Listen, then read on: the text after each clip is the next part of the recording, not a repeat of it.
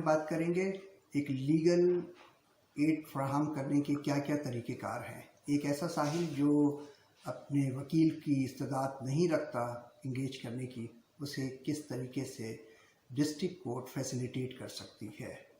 میرا نام شاہد شفیق ہے، پیشے کے حساب سے ڈسٹرکٹ اینڈ سیشن جج ہوں۔ اس گفتگو کا آغاز کرتے ہیں۔ ہمارے نظام عدل کے اندر جہاں وکیلوں کی بہت زیادہ تعداد موجود ہے ہمارے پاس، لیکن مشکل پیش آتی ہے ان لوگوں کو جو وکیل کی استعداد نہیں رکھتے۔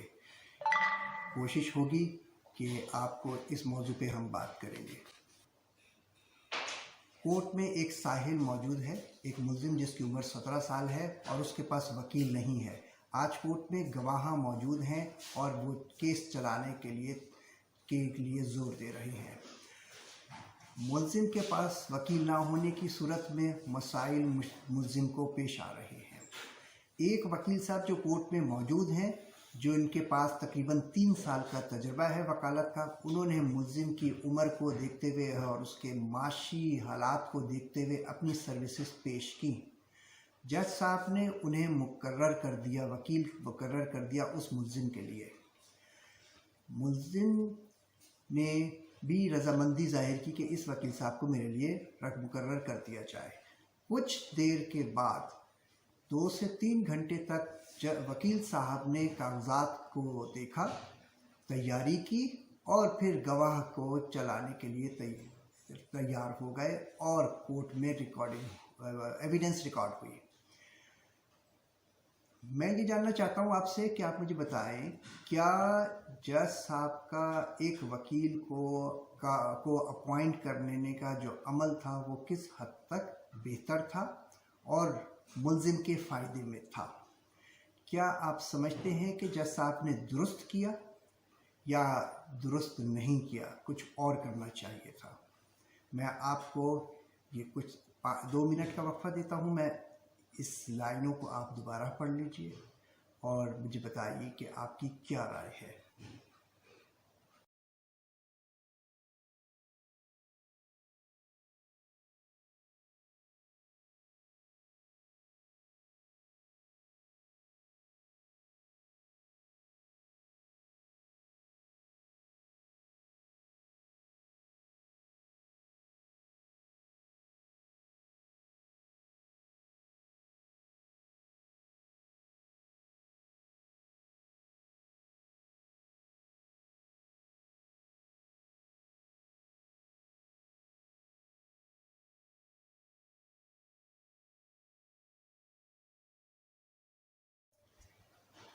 یہ جو ہم نے ابھی دیکھا کہ ایک کورٹ کے اندر ملزم کے پاس وکیل نہیں تھا اور کورٹ نے ملزم کو وکیل فراہم کر دیا، یہاں تھوڑے سے معاملات ذرا ہمیں غور سے دیکھنے پڑیں گے۔ ایک ایسا وکیل اپوائنٹ ہو گیا جس کے پاس تجربہ ناکافی تھا۔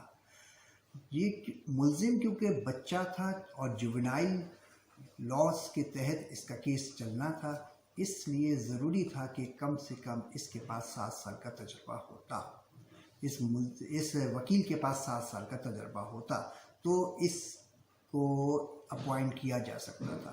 یہاں ایک بات اور بتاؤں میں آپ کو کہ وکیل کو 20,000 روپے تک فیس ڈسٹرکٹ اینڈ سیشن جج ادا کر سکتے ہیں۔ اس کیس کے اندر وکیل کی کوئی فیس مقرر نہیں کی گئی۔ اگر یہ ملزم سے درخواست لے لیتے جج صاحب اور سیشن جج صاحب کو بھیج دیتے تو ملزم کو بھی فائدہ ہوتا اور جج صاحب کا بھی کورٹ کے لیے بھی بہتر ہوتا کہ وکیل صاحب کا interest through out the case برقرار رہتا اور وکیل صاحب کو 20,000 روپے فیس ملتی اور وہ خوش دلی سے اس کیس کو چلاتے۔ تو کچھ اس میں نقص تھے اس کارروائی کے اندر۔ یہاں پہ پروسیکیوٹر صاحب نے بھی کورٹ کو پوائنٹ آؤٹ نہیں کیا کہ جو وکیل صاحب اپوائنٹ ہو رہے ہیں ان کے پاس وہ تجربہ نہیں ہے جو قانوناً چاہیے۔ کم سے کم تجربہ अगर सेशन जज साहब भी जिस वकील को अपॉइंट करते हैं उसका तजर्बा भी कम से कम 5 साल होता है, तभी अपॉइंट करते हैं। इसकी हम तफसील अभी कुछ देर बाद आपको बताएंगे कि वो सेशन जज किस तरीके से एक वकील को अपॉइंट करते हैं। मैं आपसे यहाँ पे 2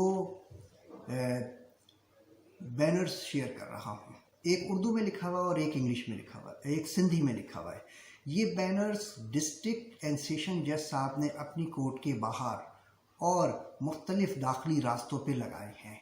यहाँ ये बता रहे हैं कि अगर किसी शख्स को मदद चाहिए, माली मदद चाहिए केस चलाने के लिए, तो वो सेशन जज साहब से रब्ता करे।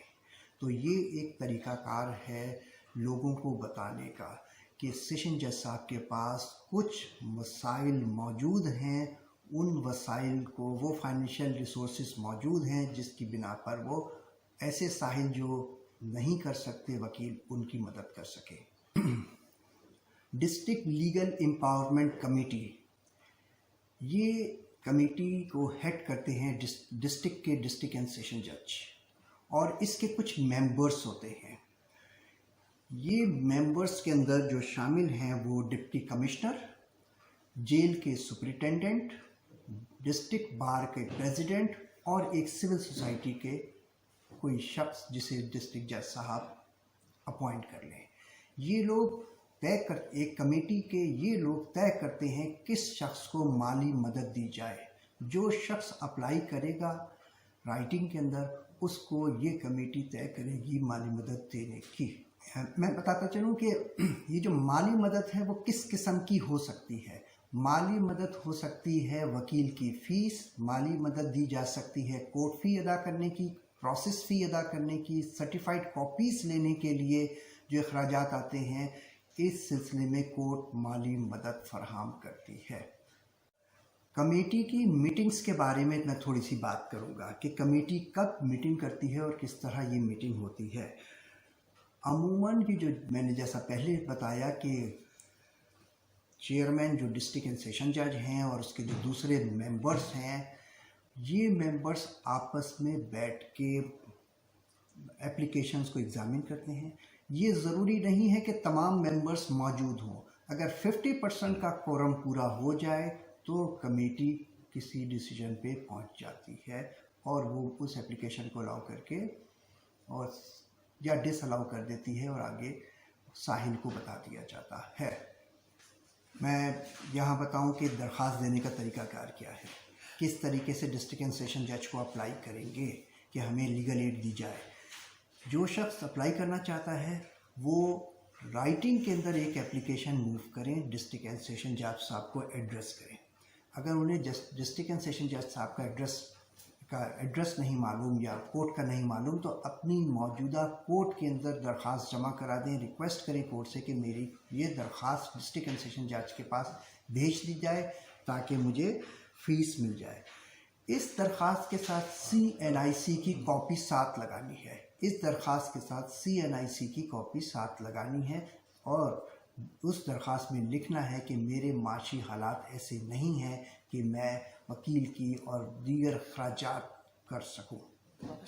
हम बात करते हैं कि वो क्या तरीक़ाकार होगा जिसकी ज़रिए एक वकील साहब डिस्ट्रिक्ट जज साहब के पास अपना नाम दर्ज करवा सकते हैं कि मैं लीगल एड फराहम करूँगा। एक लिस्ट तरतीब दी जाती है। लिस्ट जो बनती है वो जो चेयरमैन सिंध बार काउंसिल होता है वो और डिस्ट्रिक्ट बार एसोसिएशन का जो प्रेसिडेंट होते हैं उनकी कंसल्टेशन से एक लिस्ट बनती है। उस लिस्ट को हाई कोर्ट भेजा जाता है। हाई कोर्ट से अप्रूव होकर वो लिस्ट आ जाती है डिस्ट्रिक्ट एंड सेशन जज साहब के पास और ये लिस्ट के अंदर उन वकीलों के नाम होते हैं जिनके पास तजर्बा 5 साल का होता है। इस में एक हद मुकर्रर कर दी है माली इमदाद की, वो है 20,000 रुपये। 20,000 रुपये से ज़्यादा नहीं दिए जा सकते। तो एक वकील को एक वक्त में एक केस के लिए 20,000 रुपये फराहम किए जाते हैं।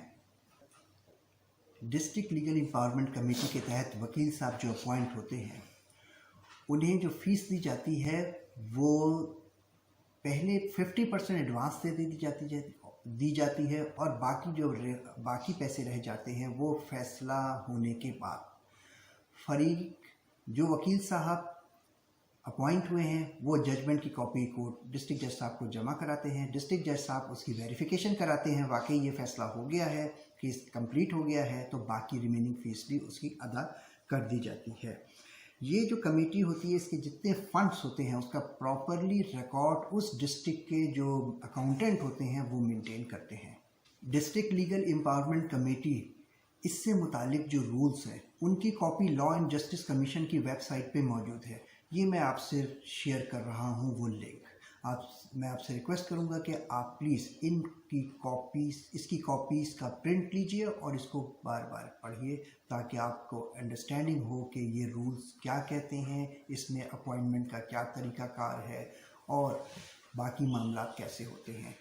यहाँ मैं आपको बताऊँ कि law and justice commission in funds को मेंटेन करता है। वो हर डिस्ट्रिक्ट जज को हर साल 2 लाख रुपए मुहैया करता है। अगर कोई डिस्ट्रिक्ट जज अपने 2 लाख को वक्त से पहले खर्च कर ले तो लॉ एंड जस्टिस कमीशन मज़ीद भी पैसे अदा कर सकता है। डिस्ट्रिक्ट लीगल एम्पावरमेंट कमेटी से मुतालिक जो मालूमात हैं, जो मुतालिका रूल्स हैं, उनसे मुतालिका जो गाइडलाइंस हैं, उन्हें सिंप्लीफाइड लैंग्वेज में ट्रांसलेट कर सिंध जुडिशल एकेडमी ने अपनी वेबसाइट पे रखी है। आप इस लिंक पे उन्हें पढ़ सकते हैं। इसी तरीके से लॉ की कॉपी भी सिंध जुडिशल एकेडमी ने अपनी वेबसाइट पे रखी है, उसे देख सकते हैं। हमने 3 एप्लीकेशन फराहम की हैं आपकी सहूलत के लिए। आप उन एप्लीकेशंस को देखकर अपने मुताबिक भी बना सकते हैं। किसी शख्स को अगर दुश्वारी हो रही है कि कैसे एप्लीकेशन बनाने हैं, तो 3 एप्लीकेशंस के नमूने मौजूद हैं। यहाँ मैं आपसे एक बात पूछना चाहूँगा, ये लीगल एड कौन लोग अप्लाई कर सकते हैं? किस किस्म के केसेस के अंदर लीगल एड प्रोवाइड की जा सकती है? अगर मैं कहूँ कि सिर्फ क्रिमिनल केसेस के अंदर की जा सकती है तो ये बात दुरुस्त नहीं होगी।